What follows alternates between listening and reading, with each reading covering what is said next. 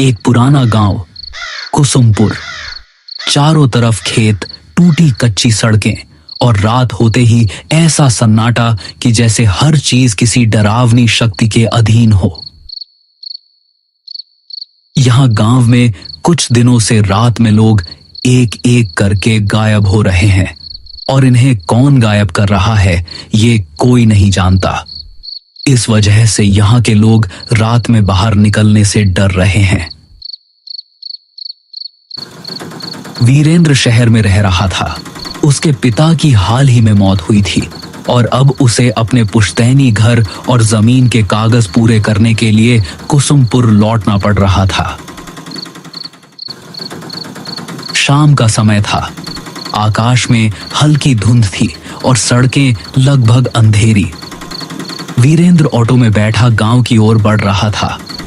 Auto वाला चुपचाप drive कर रहा था। वीरेंद्र ने मजाक में कहा, भाई रात में तो काफी सुनसान रहता है यहाँ। ऑटो वाला बस एक ही बात बोल पाया, साहब कोशिश करना रात को बाहर मत जाना। रास्ता लंबा और धूंध से भरा था। वीरेंद्र ने बाहर झांक कर देखा तो उसे सड़क किनारे खड़े पेड़ और खेतों के बीच से गुजरती अजीब सी परछाइयां दिखाई दी। हल्की हवा से पेड़ों की शाखाएं जैसे फुसफुसा रही हों। वीरेंद्र ने खुद से कहा, बस शहर में रहकर ही अच्छा था। ऑटो धीरे धीरे गांव के मुख्य चौक पर पहुंचा। वहां का दृश्य वीरेंद्र को हैरान कर गया। पूरे गांव में सन्नाटा था। कोई दुकानदार नहीं, कोई आदमी नहीं। चौपाल खाली थी। कुत्ते भी अपनी जगहों पर भौंक रहे थे। वीरेंद्र ने ऑटो वाले से कहा, भैया आप जाओ। ऑटो वाला सिर हिलाकर चुपचाप वहां से चला गया। वीरेंद्र अपने पुराने घर की ओर बढ़ा। पुराने रास्ते, टूटी सीढ़ियां और जर्जर दीवारें उसे बचपन की याद दिला रही थीं। घर का दरवाजा अजीब तरह से बंद था। वहीं उसे अपनी बचपन की दोस्त मंजरी दिखाई दी।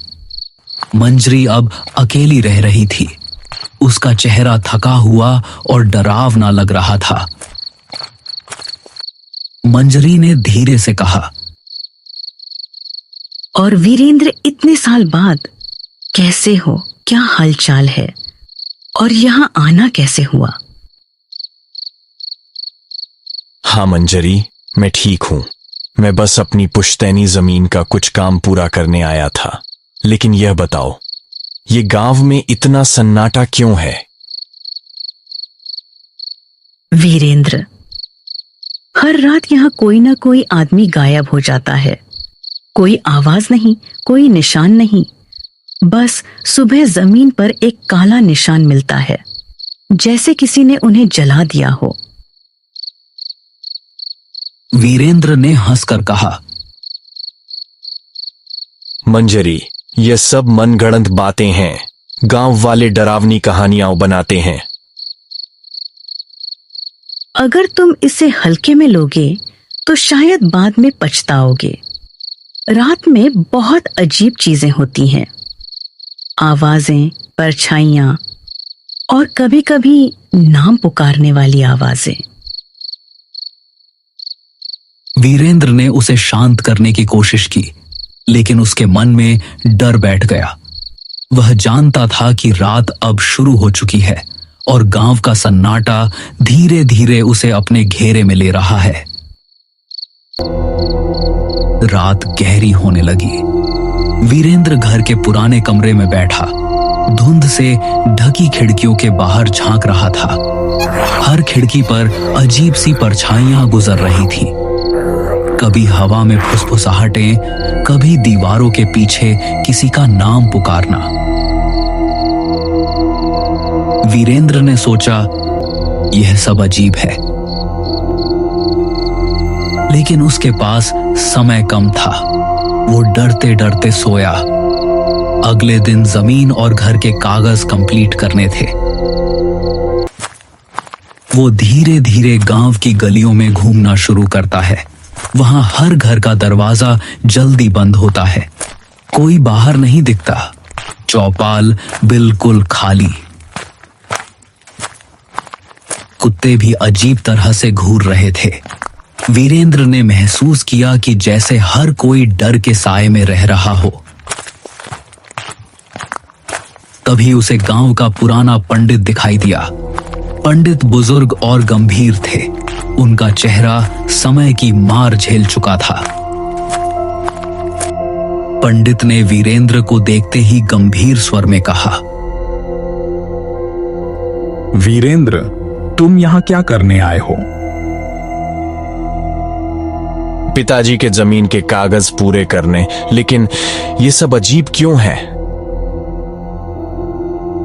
यह गांव शापित है और यह श्राप उसी जमीन से जुड़ा है जो तुम्हारे परिवार की थी।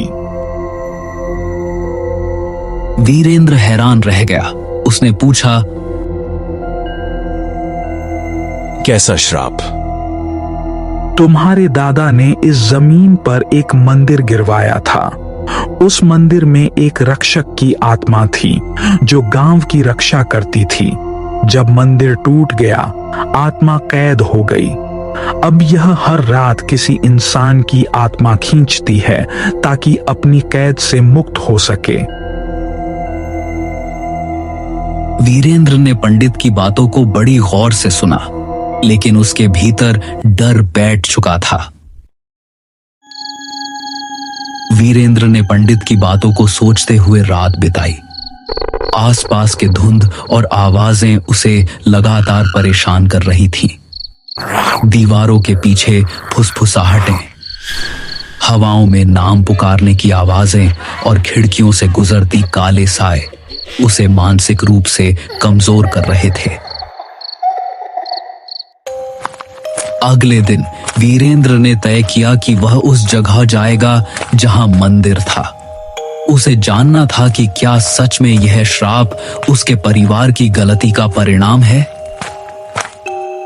वीरेंद्र, मत जाओ वहां, यह खतरनाक है। तुम्हें शायद बचकर नहीं निकल पाओगे। मुझे सच्चाई जाननी है। अब डर कोई काम नहीं आएगा।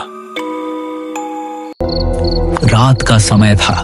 पूरा गांव वीरेंद्र को रोकने की कोशिश कर रहा था, लेकिन वीरेंद्र ने हिम्मत दिखाते हुए आगे बढ़ना तय किया। वीरेंद्र उस जगह पहुंचा। चारों तरफ जली हुई मिट्टी, टूटी दीवारें और बीच में एक पुराना बुझा हुआ दिया पड़ा था। वीरेंद्र ने धीरे से दिया जलाया। जैसे ही लौ उठी, जमीन हिलने लगी, हवा में सिसकारियां गूंजने लगी। वीरेंद्र का मन डर से कांप रहा था। तभी मंजरी वहां पहुंचती है, लेकिन उसका चेहरा बदल चुका था। उसकी आंखों में अब शैतानी शक्ति दिख रही थी। मंजरी इंसान नहीं थी, वो वही राक्षस की आत्मा थी जो मंदिर टूटने पर कैद हो गई थी। सालों से मंजरी गांव के लोगों को मार रही थी ताकि उन्हें अपने अंदर खींचकर श्राप से मुक्त हो सके, लेकिन अब वीरेंद्र के लौटने से उसकी कैद पूरी तरह टूटने वाली थी। मैं अब तुम्हें नहीं छोड़ूंगी। तुम्हें निगलने के बाद मैं इस श्राप से मुक्त हो जाऊंगी। नहीं, मुझे छोड़ दो। लेकिन आसपास धुआं फैल जाता है। धीरे धीरे वीरेंद्र गायब हो जाता है। गांव में अब केवल सन्नाटा और हवा में हल्की सिसकारियां रह जाती हैं। सुबह गांव में अफवाह फैलती है। वीरेंद्र भी उस राक्षस के चंगुल में फंस गया। गांव के लोग अब और अधिक डर के साए में जीने लगते हैं। कुसुमपुर की धुंध अब और घनी हो जाती है। सड़कें, पेड़, खेत और पुराना घर सब कुछ जैसे वीरेंद्र की कमी को महसूस कर रहा हो। मंजरी अब पूरी तरह शक्ति में गांव में घूमती है। हर रात वह नए शिकार ढूंढती है और कोई नहीं जानता कि अगली रात किसका साया दीवारों पर रह जाएगा।